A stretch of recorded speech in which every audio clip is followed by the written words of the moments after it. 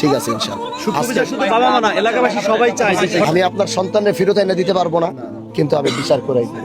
আমি তোমার বাবারে ফেরত আনতে পারবো না, কিন্তু এর সঠিক বিচার আমি তদন্তের মাধ্যমে এর সঠিক বিচার আমি করাই দিব। এবং যদি কেউ অন্যায় করে থাকে, হত্যার সাথে জড়িত থাকে, যদি এরকম রিপোর্ট হয় যে কেউ তাকে এরকম আঘাত প্রাপ্ত করছে, মারছে, মারার কারণে তার মৃত্যু হয়েছে, মারার কারণে এরকম কিছু, আমি এই যে ওর মেয়ে, তার স্ত্রী, তার মাকে আমি বলে যাইতেছি, এর জন্য, এর সঠিক বিচার পাওয়ার জন্য একজন এমপি, এই এলাকার একজন এমপি হিসাবে আমার যে কর্তব্য, আমার যে দায়িত্ব, আমি আমার দায়িত্বের জায়গা থেকে এক বিন্দু পরিমাণও পিছনে যাব না।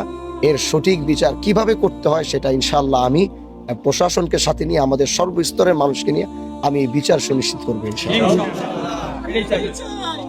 সুষ্ঠু বিচারটাই আমি আপনার সন্তানের ফেরত এনে দিতে পারবো না, কিন্তু আমি বিচার করাই দিই। এজন্য এই উম্মতপুরের মানুষকে আমি এতটুকু বলে যাইতেছি, এটার ময়না তদন্তের রিপোর্ট মনে হয় আগামী 2-1 ভিতরে চলে আসবে আমার। হ্যাঁ, মনে হয় আমি বলে দিছি। ওরা লম্বা সময় চাইছিল, কিন্তু আমি বলছি না, আমি বলছিলাম, কিন্তু তারা, আমি ফোন দেওয়ার পরে তারা এটা যত দ্রুত সম্ভব, হয়তো কয়েকদিনের ভিতরেই এই তদন্ত রিপোর্টটা হাতে আসবে, এবং এটা সঠিক তদন্ত রিপোর্ট আসবে, যেখানে কোনো ভেজাল থাকার কোনো প্রশ্নই আসে না, এই সুযোগই দেওয়া হবে না। এবং এটা আমি সর্বোচ্চ চেষ্টা করব, এটার তদন্ত রিপোর্টটা আসার পরে তাহলে আমরা বুঝতে পারবো বিষয়টা কি হয়েছে, তাই না, ঘটনাটা কি, এটা আমরা তখন বুঝতে পারবো।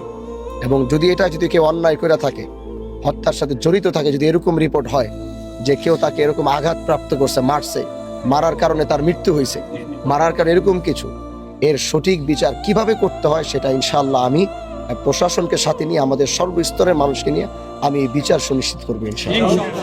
ঠিক আছে। এই কিছু তথ্য পুলিশ তো আসে নাই, আমরা কি খেতে পোস্ট করে জোগাড় করে কিছু তথ্য আমরা পাইছি আর পুলিশের কাছে একটা পুলি আছে, পুলিটার মধ্যে মানে যে রাখছে দেয় নাকের, একটা নাকের ছাপ পয়সা রেখেছে, তারপর গ্লাভস এগুলা যত্ন সহকারে রাখেন, এগুলা হেফাজতে রাখেন, এগুলা যত্ন সহকারে রাখেন।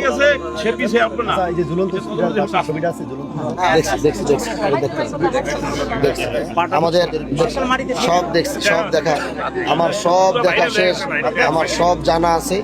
এখন আমি শুধু একটু তদন্তের রিপোর্টের অপেক্ষা করতেছি, কারণ আমি তো একটা জনপ্রতিনিধি।